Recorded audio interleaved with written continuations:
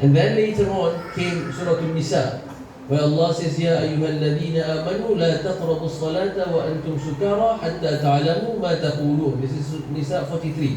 O believers, do not come near to prayers while you are drunk.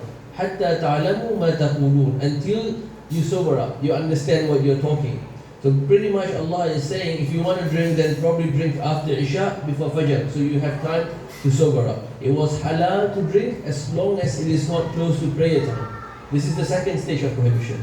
The final stage of prohibition is إنما الخمر والميسر والأنصاب والأزلام رجس من عمل الشيطان فاجتنبوه, where Allah says إنما الخمر, khamar, liquor, والميسر, gambling, والأنصاب, والأزلام, these are fortune telling, all different types of fortune telling. These are from the practices of shaitan. Stay away from them so that you may be successful. So this is the last stage of prohibition, where it becomes permanent. It is haram. The law for the Sahaba was revealed in stages, just like the law for zina was revealed in stages. Now those laws that are revealed in stages, we read them, but we can no longer apply them. What it means is that you cannot now say that I think I'm still in the Makkah phase, I'm going to drink as long as I don't harm others. Or you say it's okay, I may be early Medina stage in my Islam at the moment, I'm going to drink after Isha, maybe after Taraweeh, I'll make sure that I'll be sober before Sahur. That is haram. The final law applies to us, and no more. The previous laws no longer apply. But that also tells us something in terms of a method of da'wah. When it comes to someone that is coming to Islam, someone that is new to Islam, we should not be too lax in the sense that we say it's okay to drink, but we also shouldn't be too strict in the sense that expecting someone who is new to Islam today to quit drinking the next day. The Sahaba did not quit drinking the next day in the early stages of Islam. We should tell people who are new to Islam, drinking is haram. You are expected to quit drinking, and let's work on a plan. If you are drinking maybe 5, 6 cans a day, now let's cut it down. What is our plan to eventually get to zero? But it must be known to this person that drinking is prohibited. But the strategy to get to zero can vary, because we use this. And I remember this Habib Ahmad Mashhur al-Haddad. Ahmad Mashhur al-Haddad, he did a lot of da'wah efforts in Africa, especially Central and West Africa. Numbers varies in terms of how many people he converted to Islam. Some say 30,000, some say 70,000 people, some say hundreds of thousands. Numbers sounds too good to be true. I checked with some people living in those countries. They say it's actually possible, because the way they live there is very tribal. If you get the tribe leader to accept Islam, then the entire tribe will accept Islam. So if you have a tribe of 1,000 people, you get one leader, the entire 1,000 tribe accept Islam. So in this case, the story that Habib Khalid told us, that Habib Ahmad was wanting to entice one big tribe leader. So he's very influential, and he invited this man to Islam and talked to him about the concept of Tawheed, the oneness of Allah. And this man said, yeah, I get the oneness of Allah. I accept one God. But I find trouble praying. 5 times a day is too much. I can't do that. So Habib Ahmad said, alright, you just come into Islam. There are Muslims in Makkah, in Medina, even in he's originally from Tarim, Yemen, from Tarim. They are Muslims, they don't pray. They're not good Muslims, but they're still Muslims. You can just be like them, just accept the Shahada, profess the Shahada, and then be a Muslim. And then this guy said, okay, in that case, I'll accept.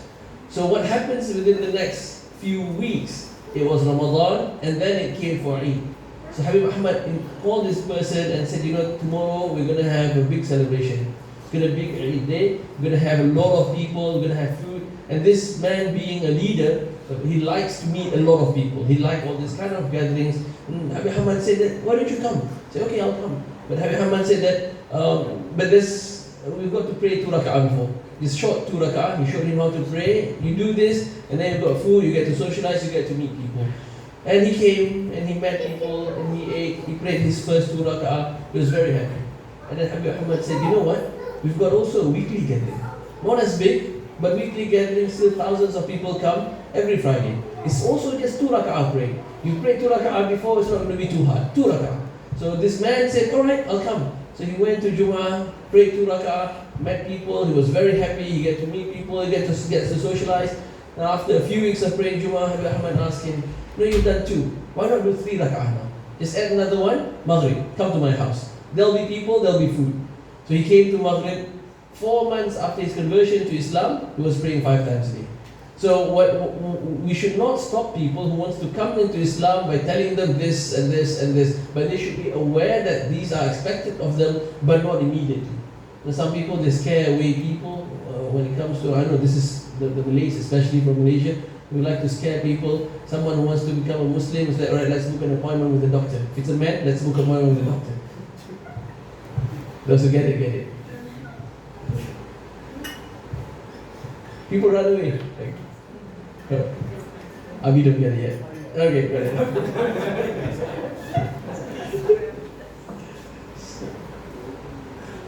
And Allah says, so this concept of nasakh and mansukh, while it's no longer legally applicable, but in terms of a technique of da'wah, it is very relevant. Now the next ayah, Allah mentioned about the concept of tawbah. إنما التوبة على الله للذين يعملون السوء بجهالة ثم يتوبون من قريب. Allah says, indeed, the tawbah that is incumbent upon Allah, because Allah will never renege on His promise, and He is tawwab, He is the most accepting of tawbah. But Allah said the kind of tawbah that He will accept is the kind of tawbah that is done يعملون السوء بجهالة, that they do evil things while they know it is evil, but with jahala. Now, jahala, commonly translated as ignorant, in this context of this ayah, is not ignorance. It's not, you did not know that it is haram. You did not know that it is wrong. You knew that it is wrong, but you cannot control yourself. You're overcome by emotions. You're overcome by your nafsi, by yourself, that you cannot control. You do it anyway, knowing that it's haram. Where do we get this context that it is known, the person doing this know that it's haram? The fact that Allah used the word ya'mal. Allah did not use the word yaf'al. Ya'mal, the word amal, is very closely related to ilm. The letters are the same. Ayn mim lam mim is just a switch of 2 letters. So when you look into the detail of the Arabic language, amal requires intention and knowledge. Fi'l doesn't require intention and knowledge. It's just general action. You can have intention, it can be without intention. But amal requires intention. This is why when you are rewarded for your good deeds, it is not fi'l salihah. It's amal salihah. It is amal, deeds that are done with intention. Deeds that are done knowingly. Accidental ibadah doesn't count. You know, some people, they have done too much ibadah, especially in Ramadan. They comes to, even in their sleep, they pray tahajjud. You know, they sleep praying. I was a few weeks ago, I woke my daughter up. We do Fajr in Jama. She's 8 years old. I woke her up, she prayed Fajr. And then I saw that her face was dry. It's as if she didn't take wudu. It's okay, I just let her slide. After Fajr, she went back to sleep because somehow Fajr is too early. She went back to sleep. Then after that, when she woke up in the day, I asked her, Sakina, when you prayed Fajr, did you take wudu this morning? And she asked me, did I wake up with Fajr? So that prayer without intention, automatic, the autopilot state of praying, for a child it counts. Hopefully Allah reward her for her effort. But for us adults, sleep praying doesn't count because that is fi'l and that is not amal. So Allah said, يَعْمَلُونَ السُّوءَ بِجَهَالَةٍ. Well, you may know that it is wrong, but you can't control yourself. Bijahala, you do it out of jahala. And jahala, the opposite of jahala is, what is the opposite of jahala? The opposite of jahala from linguistic is aqal, because aqal is to hold something to hold something back. Al-aqil is someone that is being held back from doing stupid things. Like the word hakama, hakim, hakama is also to shut you from doing something that is stupid. So aqal, like the igal that the Arabs wear on their head, because that is the handbrake for their camels.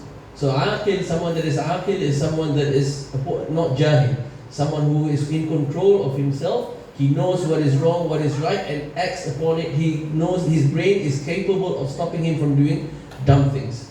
A jahil, as opposed to it, he may know something is wrong and right, but he is not wise enough to act upon it. His knowledge is not strong enough to stop him from being from doing the wrong thing. So Allah says, you do something, you can't control yourself, but immediately, ثُمَّ يَتُوبُونَ مِنْ قَرِيبٍ. After that, you turn to Allah immediately, min qareeb.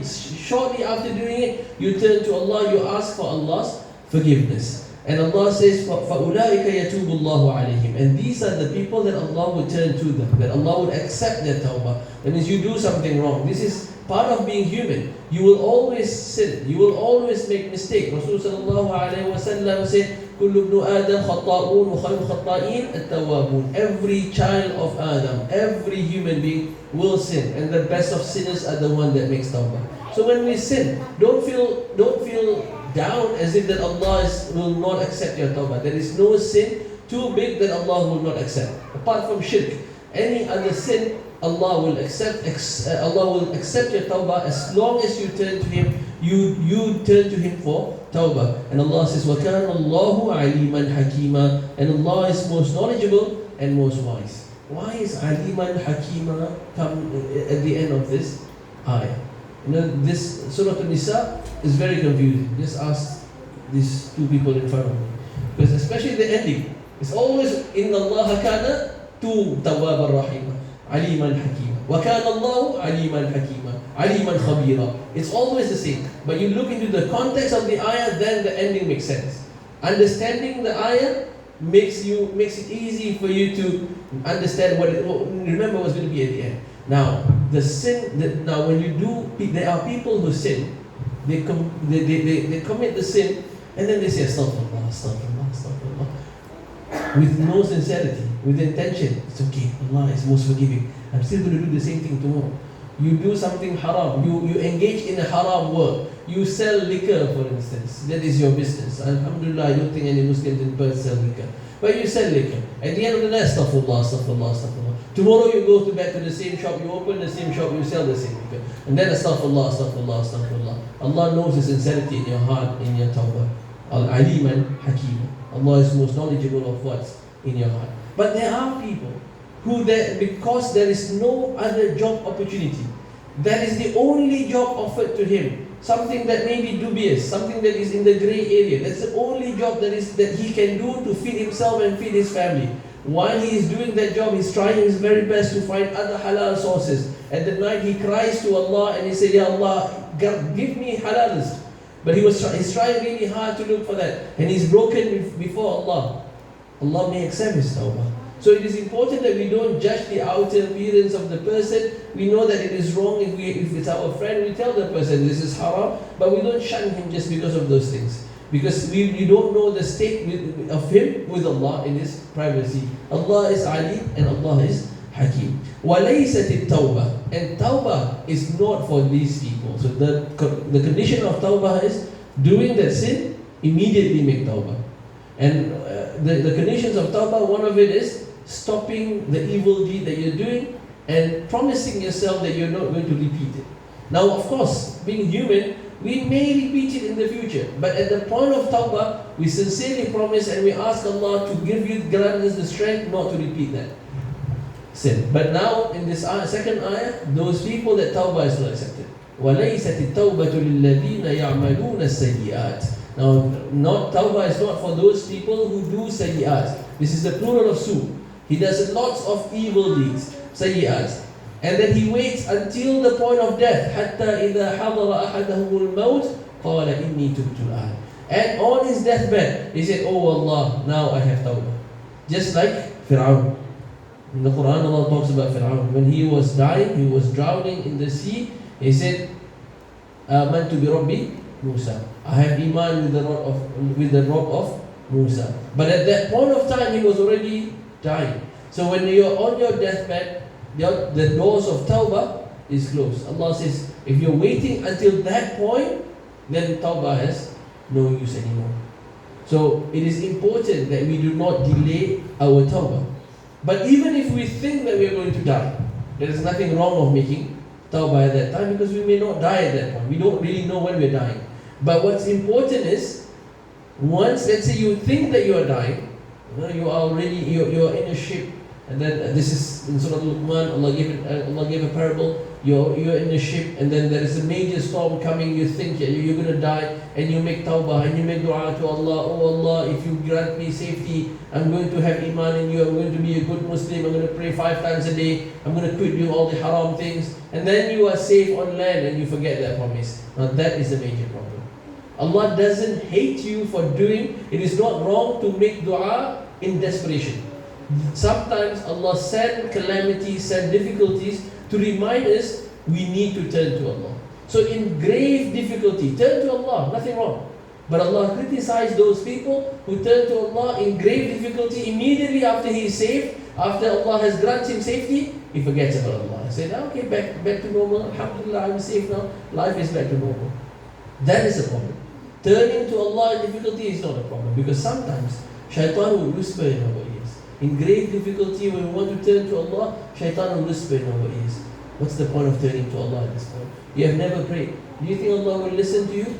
You're such an evil sinner. You're too bad for Allah's forgiveness. So shaitan will whisper to make you lose hope of Allah's mercy.